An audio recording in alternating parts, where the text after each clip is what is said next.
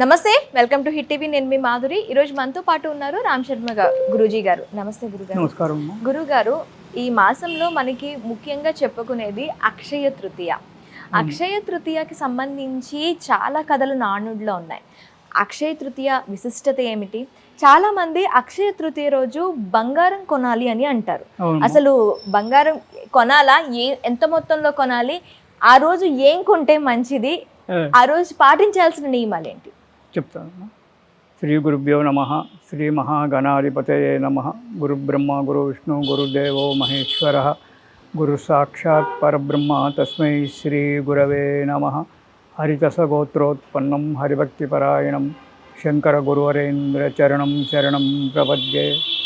అరుణాం కరుణాతరంగితాక్షిం ధృతపాశాంకుశపుష్పబాణచాపాం అనిమాదివిరయూవృతాం అయూకైః అహమిత్యేవ విభావయేద్భవానీం.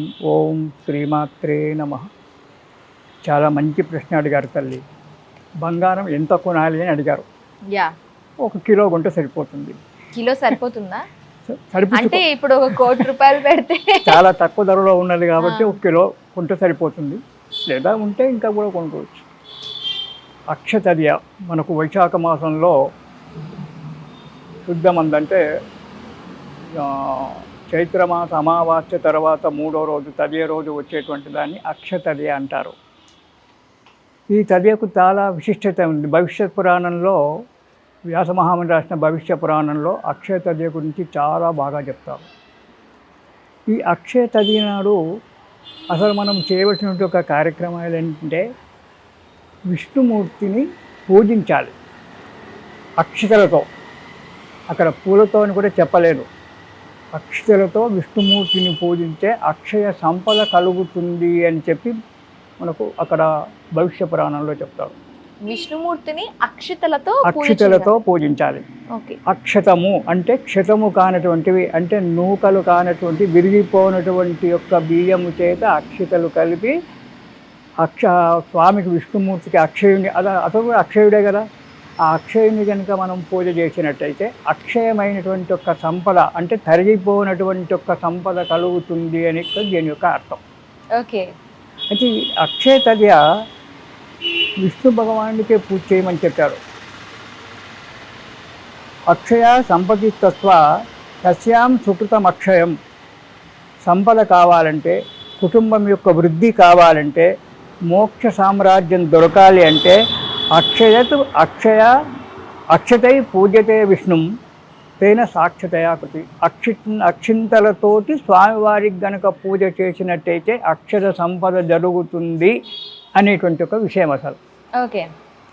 కానీ ఆనాడు బంగారం కొనాలి అని చెప్పి ఏ శాస్త్రంలో వ్యాసమహాముని రాసిన 18 పురాణాలలో కానీ, భారతంలో కానీ, పంచమవేదమైన భారతంలో కానీ ఎక్కడా చెప్పలేదు. ఈనాడు మధ్యన ఏదో మాలాంటి పండితులు అతి తెలివితో సృష్టించినటువంటి యొక్క విషయం అది. బంగారం కొనేది నియమం కాదు. బంగారం కొనాలని చెప్పి ఏ పురాణంలో ఏ శాస్త్రంలో ఎక్కడా కూడా లేదు. ఓకే. అయితే దీనికి ఉదాహరణగా ఒక విషయం చెప్తాను, చిన్న కథ. పూర్వము శాకల నగరం అనేటువంటిది ఒక ఉండేది బాగా మన భారతదేశంలో. ఇప్పుడు అన్ని పేర్లు మారినాయి, బ్రిటిష్ వాళ్ళు వచ్చినాక కొన్ని పేర్లు మారినాయి. ఆ శాకలంలో ధర్మజ్ఞుడు అనేటువంటి ఒక వైశ్యుడు అంటే కోమటి అతను ఉండేవాడు. అతను మంచి ధర్మశాస్త్రపరుడు, ధర్మశాస్త్రం చదువుకున్నవాడు, భగవంతుని యందు భక్తి ఉన్నవాడు. ప్రతిరోజు సాయంకాలం, పూర్వకాలంలో ఇప్పటికి కూడా కొన్ని దేవాలయాల్లో సాయంకాలం కాగానే పురాణ ప్రవచనాలు అవి కూడా జరుగుతూ ఉంటాయి. అలానే ప్రతిరోజు అతని దగ్గర ఉన్న విష్ణు దేవాలయానికి వెళ్ళి ఆ పండితుల వారు చెప్పినట్టుగా పురాణాలన్నీ కూడా వింటూ ఉండేవాడు ఆ ధర్మజ్ఞుడనే కోమటి. ఒకనాడు ఆ పండితుల వారు ఏం చేశారంటే ఈ అక్షయ తదియ గురించి చెప్పాడు. అక్షయ తదియ నాడు కనుక అది కూడా రోహిణి నక్షత్రంలో వాటిలలో కనుక వచ్చినట్టయితే, ఆ రోజు బుధవారం కనుక అయినట్టయితే, స్వామివారికి రోహిణి నక్షత్రం అంటే చాలా ఇష్టము. ఇలాంటి కొన్ని నక్షత్రాల్లో శ్రవణ నక్షత్రము, రోహిణి నక్షత్రము, ధనిష్ట నక్షత్రం ఇవన్నీ కూడా విష్ణుమూర్తికి సంబంధించినటువంటి ఒక నక్షత్రాలు. ఈ నక్షత్రాలలో కనుక అక్షయ తదియ వచ్చినట్టయితే ఆ రోజు కనుక స్వామివారికి అక్షతలతో పూజ చేస్తే సకల సంపదలు వస్తాయి అని చెప్పి అక్కడ ప్రవచనకారుడు చెప్తే ఈ ధర్మజ్ఞుడు విన్నాడు. విని అక్షయ తదియ ఎప్పుడు వస్తుందా, వైశాఖ మాసం ఎప్పుడు వస్తుందా, అక్షయ తదియ ఎప్పుడు వస్తుందా అని ఎదురు చూశాడు. అది రానే వచ్చింది. కోమటి మంచి శ్రీమంతుడు. ఆ రోజు అతను అన్ని దాన ధర్మాలు చేస్తూ పోయాడు. తనకున్న సంపదనంతా బ్రాహ్మణులకు, బీదలకు అందరికీ కూడా వచ్చిన వారికి లేదనకుండా కొందరికి బట్టలు, కొందరికి ధనము, కొందరికి బంగారము, తనకున్న దాంట్లో కొందరికి భూమి బీద వాళ్లకు, ఇట్లా అందరికీ భార్యాబిడ్డలు ఇద్దరు కూడా అడ్డుపడుతూ ఉన్నా వినలేరు. వినకుండా అన్నీ దానం చేశాడు ఆ రోజు. తర్వాత ఏదో ఆ విష్ణుమూర్తికి అక్షతలతో పూజ చేశాడు. విష్ణు సహస్రనామాలు చదువుకుంటూ ఆ అక్షతలతో స్వామివారికి పూజ చేసుకున్నాడు. దాన ధర్మాలు చేశాడు. తర్వాత ఏదో భగవంతుని దయ వల్ల తిండికి బట్టకు కొదవ లేకుండా జీవితం గడిచింది. ఇంతలో సమయం ఆసన్నమైంది. పరలోకగతుడైనాడు ధర్మజ్ఞుడు. ఆ తర్వాత రెండో జన్మలో అతను శాకల్య నగరానికి రాజై పుట్టాడు. ఎవరు? ధర్మజ్ఞుడు. ఈ కోమటి మళ్ళీ ఇతను మరణించిన తర్వాత రెండో జన్మలో శాకల్య నగరానికి రాజుగారుగా పుట్టాడు. కానీ ఈ గత జన్మం యొక్క సంస్కారం ఉంది కదా, ఈ గత జన్మం యొక్క సంస్కారం వల్ల ఆ ధర్మబుద్ధి పోలేదు. మళ్ళీ అతడు అప్పుడు కూడా రాజై పుట్టినాక కూడా ఎప్పుడు అక్షయ తదియ వచ్చినా అప్పుడు దాన ధర్మాలు చేయడం, ప్రజలందరి చేత కూడా ఆ రోజు వ్రతం చేయించి, అంటే స్వామివారికి పూజ చేయించి దాన ధర్మాలు చేయించడం మొదలుపెట్టాడు. ఎంత దాన ధర్మాలు చేశాడు? చాలా దాన ధర్మాలు చేస్తూ ఉంటాడు. అతను ఎంత దాన ధర్మాలు చేస్తూ ఉంటే అంత అతని యొక్క అభివృద్ధి పొందింది. శత్రు సంహారం అయిపోయింది. శత్రువులు లేకుండా పోయినారు. తర్వాత సంపదలు పెరుగుతూ వచ్చాయి.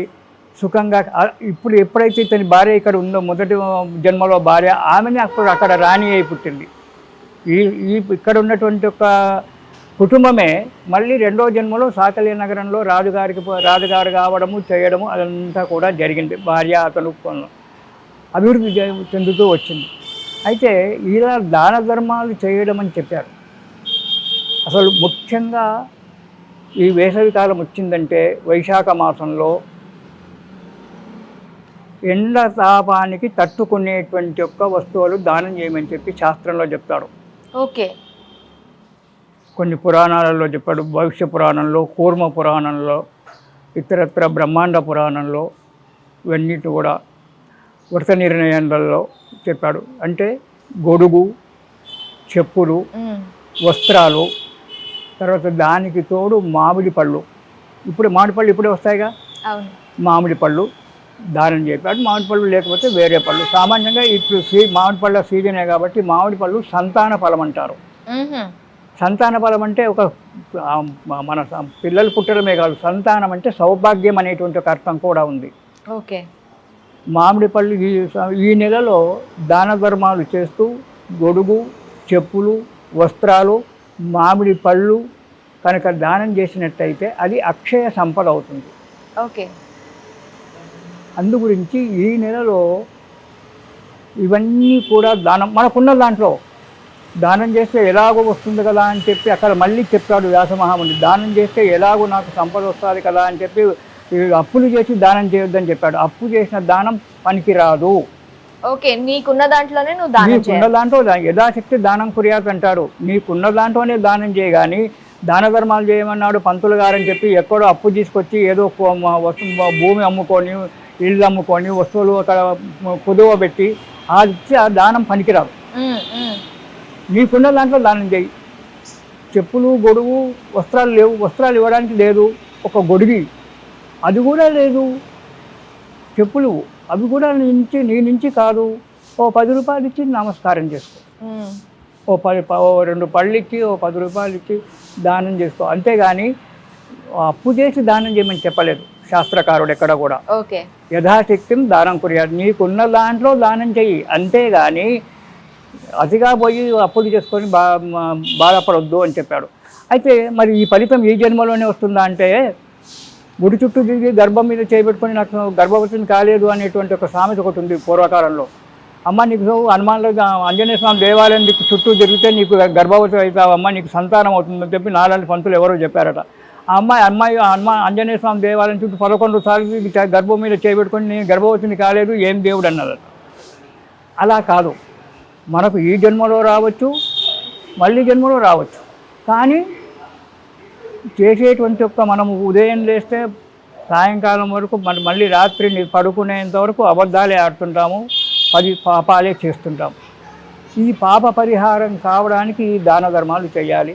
విష్ణుమూర్తిని ఆ రోజు మనస్ఫూర్తిగా అక్షతలతో పువ్వులు కూడా పెట్టాలి, కానీ అక్షతలతో స్వామివారికి పూజ చేయాలి. హరిద్రాక్షతలు అంటే ఎర్ర అక్షంతలలో కుంకుమ కలిపి ఎర్రగా చేయకూడదు, పసుపుతో కలిపి చేయాలి. ఓకే, హరిద్రాక్షతలు అంటారు. ఇక్కడ గురుగారు అక్షతలు చేసేటప్పుడు చాలా మంది కొన్ని నియమాలు పాటించాలి అంటారు. అక్షతలు చాలా స్వామివారికి సమర్పించినవైనా రోజు పూజలో ఉపయోగించే అక్షతలైనా సరే వాటిని అక్షతలు కలిపే క్రమం ఎలా ఉండాలి అంటారు? చాలా మంది నూనె కలపాలి, నెయ్యి కలపాలి అని చెప్పి అంటూ ఉంటారు. ఏం చెప్పాను? అక్షతాన్, ధవలాన్, దివ్యాన్, చాలీయాన్, తండులాన్, మిశ్రితాన్ అంటారు. అక్షతాన్ తెల్లని బియ్యము, నూకలు లేనటువంటి విరిగిపోయినటువంటి యొక్క బియ్యం కావాలి. అందులో పసుపు విష్ణుమూర్తికి వీళ్ళందరికీ పసుపు, గణపతికి, అమ్మవారికి కుంకుమ, ఎరుపు రంగు రక్షాక్షితలు, ఇక్కడ హరిద్రాక్షితలు అంటారు. పసుపు వేసి కొద్దిగా కాస్తంత నెయ్యి వేసి కలపాలి. నూనె కలపడానికి లేదు, నూనె చెప్పలేదు. నెయ్యి వేసి, ఆవు నెయ్యి ఉంటే ఆవు నెయ్యి వేసి కొద్దిగా వేసి ఇవి గట్టిగా పిసికి కలపకూడదు, మీద మీద మీద మీద కలిపేసేయాలి. మళ్ళీ విరిగిపోకుండా ఉండాలి. కొందరు నీళ్ళతో కలుపుతారు, నీళ్ళతో కలిపితే తడేయి మళ్ళీ అక్షింతలు క్షితమైపోతాయి, విరిగిపోతాయి. అలా కాకుండా కాస్తంత నెయ్యి వేసి అక్షితలు కలపాలి. అవి అక్షితలు. క్షితము కానటువంటి విరిగిపోనటువంటి యొక్క ఏవైతే ఉన్నాయో వాటిని అక్షితలు అంటారు. ఆ హరిద్రాక్షతలతో విష్ణుమూర్తి అంటే విష్ణుమూర్తి దేవాలు రాముడైనా అతనే, నృసింహస్వామి అయినా అతడే, గోవిందుడైనా అతడే, గోపాలుడైనా అతడే, అంతా విష్ణుమూర్తి కాబట్టి అతనికి విష్ణుమూర్తికి అక్షతలతో మీకు శక్తి ఉంటే, విగ్రహం ఉంటే స్వామివారికి పంచామృతాలతో అభిషేకం చేయండి. స్వామివారికి టెంకాయ నీటితో అభిషేకం చేయండి. వస్త్రంతో మంచిగా తుడిచి గంధము, కుంకుమ, బొట్టు అవన్నీ కూడా పెట్టండి. పువ్వులు పెట్టండి. అష్టోత్తర నామాలో మీకు వీలుంటే సహస్రనామాలో, అష్టోత్తర నామాలో అవి ఏవైనా ఒక 15 నిమిషాలు విష్ణు వషట్కారో భూత భవత్ ప్రభు అని చెప్పి అనుకుంటూ, లేకుంటే విష్ణవే నమః, నారాయణాయ నమః, గోవిందాయ నమః అని చెప్పి అనుకుంటూ అష్టోత్తర నామాలో లేకుంటే సహస్రనామార్థంతో అక్షతలతో స్వామివారికి పూజ చేసుకొని, ఆ తర్వాత సుగంధ మంచినటువంటి ఒక పువ్వులు, మంచి వాసన వచ్చేటువంటి ఒక పువ్వులు, మల్లెలు, జాజులు, ఇటువంటి పువ్వులు స్వామివారికి అర్పించి మీకు తోచింది నివేదన చేసి, ఏమి లేకుంటే ఏది పెట్టుకోలేము, మేము బీదవాళ్ళము, అన్నీ చేసుకోలేము అనుకున్నప్పుడు ఒక 2 పళ్ళు లేదా కాస్తంత చక్కెర స్వామివారికి నైవేద్యం పెట్టి మీకు తిన్న దాంట్లో దాన ధర్మాలు చేసినట్టయితే మన అదృష్టం మంచిగా ఉంటే ఈ జన్మలోనో సంపదలు రావచ్చు, మళ్ళీ జన్మలోనో మంచి కుటుంబంలో జన్మించి ఒక మంచి శ్రీమంతుడింట్లో జన్మించి మంచి సంపదలతో భోగభాగ్యాలతో పొందొచ్చు. కానీ బంగారం కొనుమని అని చెప్పి వ్యాసమహాముని ఏ పురాణంలో చెప్పలేదు. అది మధ్యన బ్రాహ్మలు లేదా ఇతరత్ర వాళ్ళు, బంగారం షాపు వాళ్ళు, బ్రాహ్మలు సృష్టించినటువంటిది. కానీ బంగారం ఈ అక్షింతలే అతనికి బంగారం అమ్మ స్వామివారికి, ఇంకా వేరే బంగారం ఎందుకు స్వామివారికి? మన మనస్సునే బంగారాన్ని అర్పించండి. అప్పులు చేసి బంగారం కొని నువ్వు అప్పు చేసి ఒక 1/4 తులం బంగారం కొని తీసుకొచ్చి పెడితే అది తెల్లారేటప్పటికి 10 తులాలు కాదు, అప్పు మిగులుతుంది. బంగారం అంతే ఉంటుంది కానీ అప్పు మిగులుతుంది. అప్పు కట్టుకోవడానికి మళ్ళీ ఇంకో దగ్గర అప్పు చేయాలి, రుణం చేయాలి, రుణగ్రస్త యోగం అవుతుంది. కాబట్టి బంగారం కొనాలి అనేటువంటిది ఏం లేదు. మంచి మనస్సుతో స్వామివారికి అక్షతలతో కనుక అక్షత నాడు పూజ చేసినట్టయితే ఈ ధర్మజ్ఞుడు ఏ విధంగా అయితే మహారాజై రాజ్యాన్ని పరిపాలించి మంచి ఇదైనాడో ఆ విధంగా చెయ్యాలి. అంతేకాని బంగారం కొని ఈనాడు బంగారం 1,00,000 రూపాయలకు తులం, ఒక 1/4 తులం కొనాలంటే 25,000 కావాలి. 25,000 అప్పు తెచ్చుకొని కొంటే 25,000 అప్పు మిగులుతుంది, కానీ బంగారం మాత్రం వృద్ధి కాదు. బంగారం కొనాలని చెప్పి ఏ శాస్త్రంలో రాసలేదు. మధ్యన ఎవరో పుట్టించారు, ఎవరో చెప్పారో, అది ఆనవాయితీగా వస్తుంది.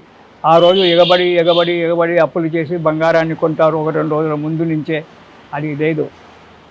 స్వామివారికి చేస్తున్నావు, దానం అయితే చేయాలి. ఆ రోజు దాన ధర్మాలు చేయమని చెప్పాడు. ఓకే, నీకు తోచింది, అది కూడా శక్తికి మించి దాన ధర్మాలు చేయమని చెప్పలేదు. నీకు శక్తి ఉన్నంత వరకే దాన ధర్మాలు చేయమని చెప్పాడు. కానీ శక్తి అనతిక్రమ్య, శక్తిని మించిపోయి అప్పులు చేసి దాన ధర్మాలు చేయాలి, అది నాకు ఇష్టం లేదని చెప్పి భగవంతుడు విష్ణుమూర్తి సాక్షాత్తుగా కుర్మ పురాణంలో చెప్తాడు. ఓకే. మీరు కనుక అప్పు చేసి దాన ధర్మాలు చేస్తే అది నాకు పనికిరాదు, మీకున్న దాంట్లో దానం చేయండి. శ్రీమంతుడు ఉన్నాడు, అతను నేను 2 లక్షలు ఇస్తా అంటే స్వామివారు ఒప్పుకోడు. ఓకే. నాకు శక్తి ఉంది తల్లి, నాకు గొడుగు, చెప్పులు, బట్టలు, వస్త్రాలు చేయడం, ఇంత బంగారం పెట్టేంత కూడా శక్తి కూడా నాకుంది, నాలాంటి వాడు పెట్టచ్చు. కానీ ఏమీ లేనటువంటి ఒక వ్యక్తి ఇవన్నీ పెట్టాలంటే కుదరదు కదా, దానికి మళ్ళీ రుణం చేయాలి కదా. ఆ రుణగ్రస్త యోగం భగవంతుడు కల్పించడు. కాబట్టి మీకున్న దాంట్లో ఏమీ లేదు, ఒక 2 పళ్ళు, ఓ 10 రూపాయలు అతనికి బ్రాహ్మడికి ఇచ్చి దండం పెట్టి, ఈ మాత్రమైతే మనకు ఉంటుంది కదా. అవును. కాబట్టి అలా ఇచ్చి దండం పెట్టినా దాన ధర్మం కిందే లెక్క వస్తుంది. శక్తిం అనతిక్రమ్య దాన ధర్మం నకుర్యాత్, శక్తిని మించి దాన ధర్మాలు చేయకండి, మీ శక్తికి లోపలి దాన ధర్మాలు చేయమని చెప్పాడు. ఇలా చెప్పి కాడు, కానీ బంగారం మాత్రం కొనుమని చెప్పి ఏ శాస్త్రంలో కానీ ఏ పురాణంలో కానీ రాసి లేదు. నేను ఛాలెంజ్ చేస్తాను, ఎక్కడ కూర్చోమంటే అక్కడ కూర్చొని మాట్లాడతాను. ఓకే గురుగారు, థాంక్యూ. ఈ విధంగా విష్ణుమూర్తికి పూజ చేసుకొని ఆ విష్ణుమూర్తి యొక్క అనుగ్రహం కనుక పొందినట్టయితే, ఇలా ప్రతి సంవత్సరం కనుక మనం చేసినట్టయితే ఆ స్వామికి ఎప్పుడు దేయగలుగుతుందో చెప్పలేము. ఆ లక్ష్మి ఎప్పుడు, ఎందుకంటే హోమ్ మినిస్టర్ లక్ష్మీదేవి కదా, ఆ హోమ్ మినిస్టర్ ఆ లక్ష్మీదేవి ఎప్పుడు అయ్యా వెళ్ళబోయా ఆయన దగ్గరికి అని చెప్పి ఆయన పంపిస్తాడో ఈమెను పంపిస్తాడో అతను, అప్పుడు మన అదృష్టం పలికి మనం సుఖశాంతులతో సంతోషంతో మనశ్శాంతితో జీవితం గడుపుతాం తల్లి. ఈ విధంగా అక్షయ తల్య యొక్క వ్రతం చేసుకోవాలి. ఇది ప్రతి సంవత్సరం కూడా చేసుకోవడము, మీకున్న దాంట్లో శక్తికి మించి పోకుండా మీ శక్తి ఉన్నంత చేసి ఉంటే 2 ముత్తైదులకు వాయన దానం అంటే ఫలదానం ఇవ్వడము, ఇవన్నీ కూడా చేసుకున్నట్టయితే చాలా సంతోషంగా సుఖంగా జీవితాన్ని గడుపుతారు తల్లి. ఈ విధంగా అక్షయ తల్య చేసుకోండి. బంగారాన్ని కొనడానికి వెళ్ళి అప్పులు చేసి బంగారం కొంటే అది భగవంతునికి ఇష్టం కాదు. దానివల్ల పాపమే వస్తుంది కానీ పుణ్యం రాదు. అలా బంగారాలు కొని అప్పుల పాలు కాకండి. ఉన్నవాడు పెట్టాలి, దేని వాడు అవసరం లేదు. ఉన్నవాడు కనుక పెట్టకపోతే వాడికి దోషం, భగవంతుడు దాన్ని సహించడు. శక్తి ఉంది, శక్తి ఉన్నవాడు పెట్టాలి కంపల్సరీ. గొడుగు, చెప్పులు, వస్త్రాలు, పళ్ళు, బంగారం కూడా పెట్టాలి, దానం ఇవ్వాలి. లేనివాడు 2 పళ్ళు ఇచ్చి దండం పెట్టినా సరిపోతుంది. కానీ ఉన్నవాడు, అన్నీ ఉన్నవాడు 2 పళ్ళు ఇచ్చి దండం పెడతానంటే స్వామివారు ఒప్పుకోరు. ఓకే. అన్ని ఉన్నవాళ్ళు దానం వాళ్ళకు శక్తి ఉన్నంత వరకు, శక్తి ఉన్నంత వరకు ఒక బ్రాహ్మణికో 10 మంది బ్రాహ్మణులకు, ఒక బీద వాళ్ళకి బ్రాహ్మడికే దానం చేయాలని కూడా చెప్పలేదు శాస్త్రంలో. బీదవాడికి దానం చేసినా బ్రాహ్మడికి దానం చేసినట్టే అవుతుంది. కాకపోతే ఏంటంటే బ్రాహ్మడు వేదం చదువుకున్నవాడు కాబట్టి నిత్య కర్మానుష్ఠానాలు చేస్తాడు కాబట్టి అతనికి దానం ఇవ్వడం మంచిది అనేటువంటి ఒక విషయం మనకు శాస్త్రంలో చెప్పారు. కాబట్టి బ్రాహ్మడికి, బీద వాళ్లకు అందరికీ కూడా దాన ధర్మాలు చేయొచ్చు. ఉన్నవాడు ఉన్నవానికే పెడితే లాభం లేదు, ఉన్నవాడు లేనిగా పెడితే లేనివాడు 10 సంవత్సరాలు వాడు ఆశీర్వాదం ఇస్తాడు. చల్లగా బతకండి నాయన అంటాడు. ఆ యొక్క ఆశీర్వచనం చాలు మనకు. అలా చేయడం ఇది అక్షయ తల్య అమ్మ. ఈ విధంగా అక్షయ తల్య చేసుకోవడం మనకు ముఖ్యమైనటువంటిది.